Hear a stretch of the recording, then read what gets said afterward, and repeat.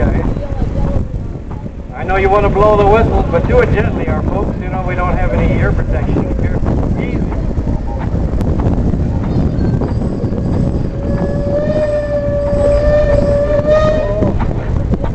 Okay. There we go. And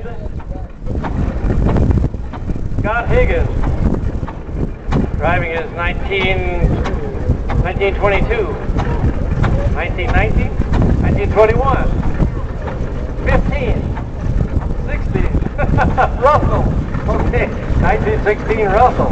Scott and Carol Higgins are the owners of this, and they're pulling out what might have been a representation of a thrasher shack. When a thrasher would get hungry and had whistle blows, it's time for dinner. So they stop everything and they come to the cook shack for dinner, representing what the guys might have eaten. Hold that top there. Hey, you've got a chicken thief here. Those threshermen aren't going to be able to eat.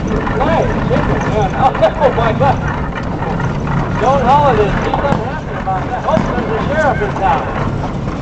Oh, Patrick, you're in trouble.